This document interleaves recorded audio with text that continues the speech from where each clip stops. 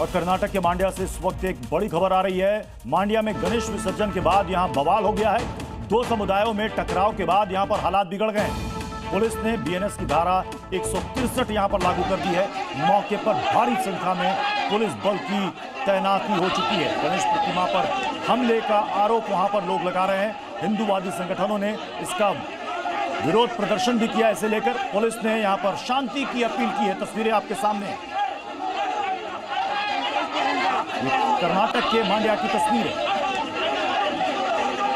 यह आरोप लग रहा है कि कुछ लोगों ने यहां पर गणेश प्रतिमा पर हमला कर दिया, जिसको लेकर हिंदूवादी संगठनों का आक्रोश सड़क पर फूट पड़ा।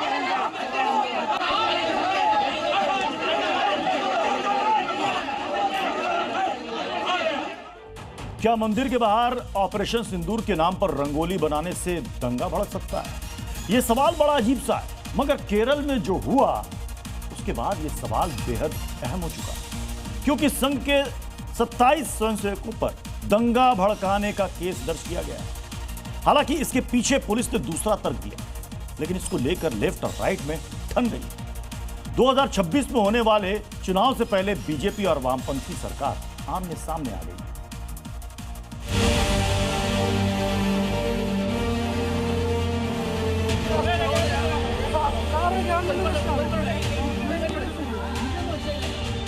फूलों की पंखुड़ियों से सजा और भव्यता की व्याख्या करता ये दृश्य सिर्फ दृश्य भर नहीं है, ये केरल में सियासी विवादों का नया आधार है।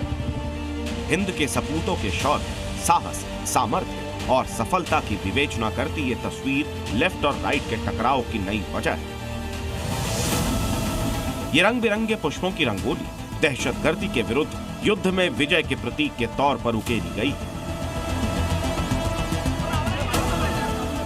मगर केरल की वामपंथी सरकार और संघ बीजेपी के बीच टकराव के केंद्र में खड़ी है। एक मंदिर के बाहर बनाई गई इस रंगोली को लेकर संघ से जुड़े 27 लोगों पर मुकदमा दर्ज कराया गया।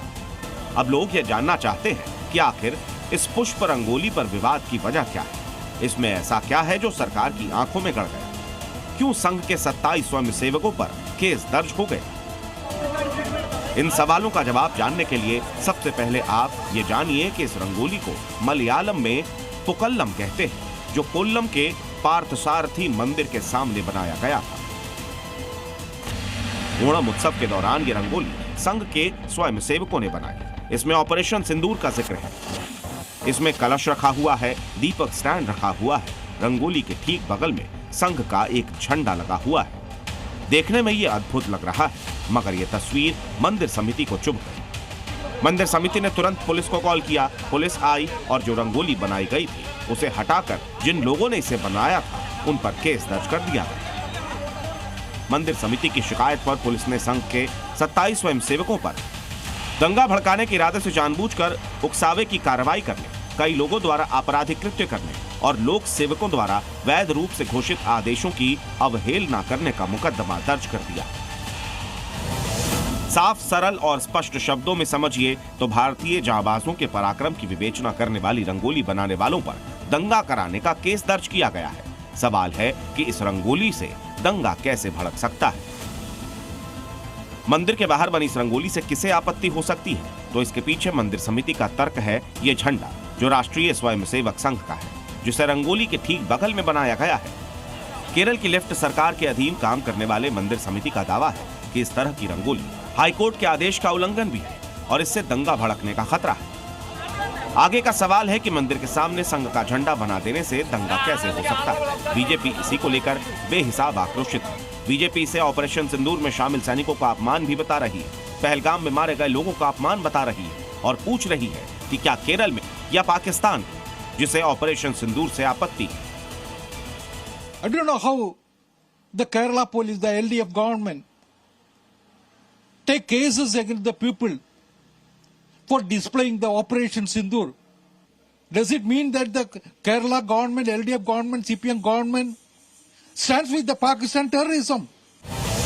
बीजेपी केरल की वामपंथी सरकार की मंशा को सवालों के चक्रव्यूह में खड़ा कर रही है।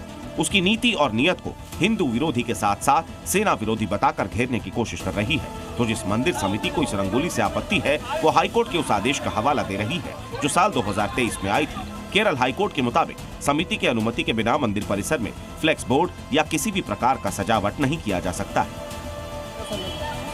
केरल पुलिस तर्क दे रही है कि पहले से तनाव के चलते पुक्कलम में लेफ्ट और राइट दोनों को झंडा न लगाने की हिदायत दी थी, मगर दोनों पक्ष में सहमति के बावजूद संघ का झंडा लगाया गया, इसीलिए केस दर्ज हुआ है। हालांकि इससे आगे का सवाल है कि क्या रंगोली के बगल में अगर संघ का झंडा लगा ही दिया तो इससे क्या दंगा भड़क जाएगा? बीजेपी इसको लेकर अदालत की कुंडी खटखटाने को तैयार है।